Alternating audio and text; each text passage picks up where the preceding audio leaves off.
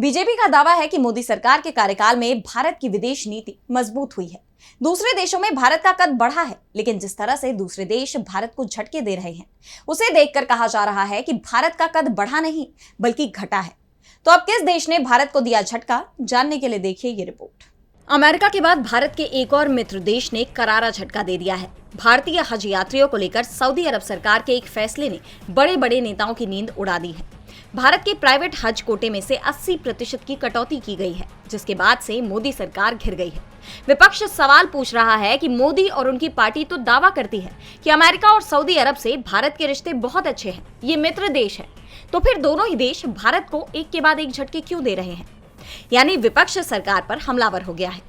ऐसे में peoples democratic party प्रमुख महबूबा मुफ्ती और जम्मू कश्मीर के मुख्यमंत्री उमर अब्दुल्ला ने विदेश मंत्री डॉक्टर एस जयशंकर से तुरंत इस मामले में सऊदी अरब सरकार से बात करने की अपील की है। महबूबा मुफ्ती ने कहा कि सऊदी अरब सरकार के फैसले ने टूर ऑपरेटर्स को परेशान कर दिया है। वहीं सीएम उमर अब्दुल्ला ने भी एस जयशंकर से इसका समाधान निकालने का आग्रह किया।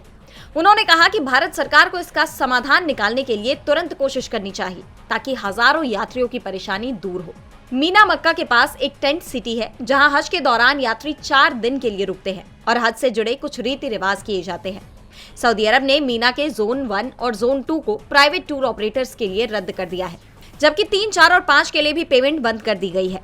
पहले ये जोन भारत के 26 प्राइवेट टूर ऑपरेटर्स को अलॉट होते थे, जिसके तहत 52,000 यात्रियों को यहाँ आना था। अब सऊदी अरब के इस फैसले को भारत के लिए बड़े झटके के तौर पर देखा जा रहा है। ऐसे में देखना होगा कि मोदी सरकार इस मामले पर क्या कदम उठाती है। डीबी लाइव की रिपोर्ट।